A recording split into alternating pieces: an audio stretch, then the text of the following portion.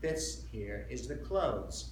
Since Katrina has nothing, David says, since she's my sister, she can't be my sister since he's got money. She can't be my sister and walk around in rags. I got to buy her clothes. So he goes out and says, Katrina, let's go buy clothes. So of course she gets into this without any trouble. She loves the clothes. David goes every day to the school to study at school, and Katrina is left alone. So when he comes home, she wants to go out for a walk. But he's so worried about how to deal with her, and he's upset with himself. So whenever he gets angry with her, and she knows he's angry, she takes off the clothes that he's bought for her, and she puts back on the one shift she has that she was with. So the shift of the clothes becomes a very, constant reference to their relationship and how they're doing at any one time. And it's remarkably, I'm not going to keep talking about, the subtlety of that. I could go on and on. The last thing I'd say is just call back to mind what I've said earlier, or referred to earlier. Stevenson's style. Stevenson was a jeweler when it came to English prose. That is not always appreciated. It's hard to know how to describe this. I've written about it, and I'm certainly not going to go over and try to bore you with that. But he was an exacting writer, a deliberate writer, and a writer whose ear for the language was primary. I mean, he wrote for the ear, and he also had an enormous memory, so that he read so much, he retained old words and used them precisely in whatever context fit. And this is an aspect, and this is why Stevenson, by the way, has always been a writer's writer. Writers who themselves are paying attention to language would read Stevenson, to learn something, learn how to do it. Or you can't imitate him.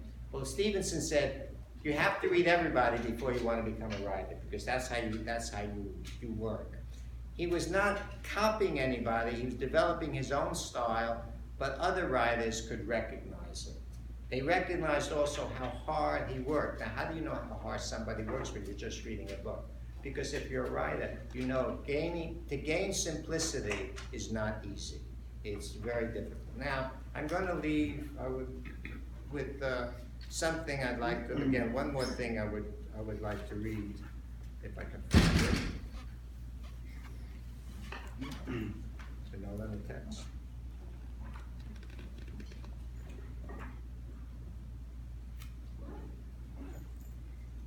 Just give me a second, and I'm sure I'll be able to find it. Maybe I have to look at the table of contents. This book is too big.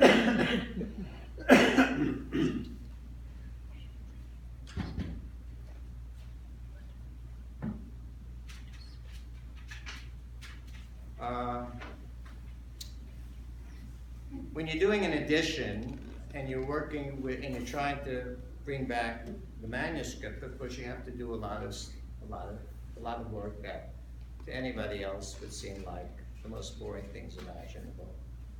And they are, but they're necessary. So you write, if you're publishing the edition, you have to tell the reader what you did. So you write a note on the text. Where does the text come from? This text comes from a manuscript that's in the Houghton Library at Harvard University. So now you know, when you read David Balfour, where it's coming from. Now, you also have to tell the reader, did you do anything to this text that we should know? They say, well, yes, I did.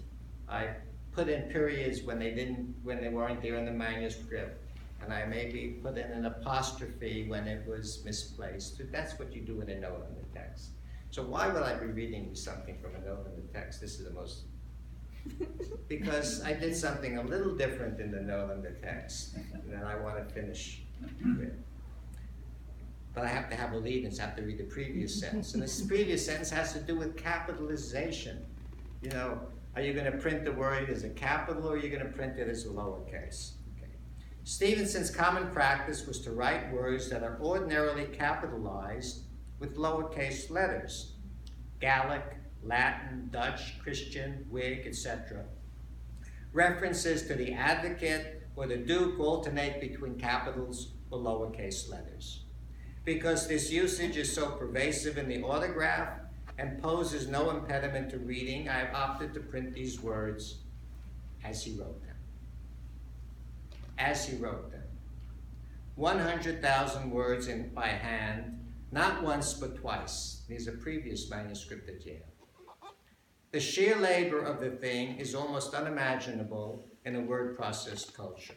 Stevenson never learned to type, although his manuscripts were immediately given over to typists. He continued doing what he had always done, rising before dawn and writing until late in the morning. He never complained about the physical labor, even if he did get writer's cramp while composing Balfour.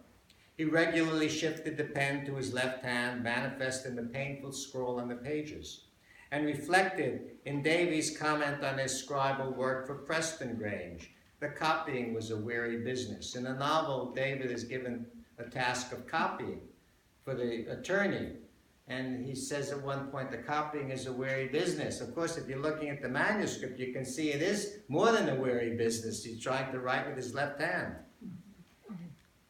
But for Stevenson, the toil was part of the artist's job of work, and he accepted it in stoic silence. His exertions on the page were prodigious, yet marked with a delicacy that befit a story of young love, and in a cursive whose elegance has not often enough been acknowledged. Stevenson wrote because making art was what he did best. But he was also a man with a family, a laird in exile, in a way, and he went on with that consuming life in Beckett-like fashion because of all its entailed responsibilities. You know, the famous line from Beckett, I can't go on, I must go on. He knew that David Balfour was the culmination of his work, completing the epic story he had started well before he became a set of initials. You know, if you do crossword puzzles, you very often come across these. A year later, he collapsed suddenly. Far from that old, cold city he invented with so many words and invested with so much love, within sight of the bright sea and under the warm sun of another place he made up and loved equally. He had just finished the morning's writing, and he was preparing a salad for lunch with his wife. It was a very good day. Thank you.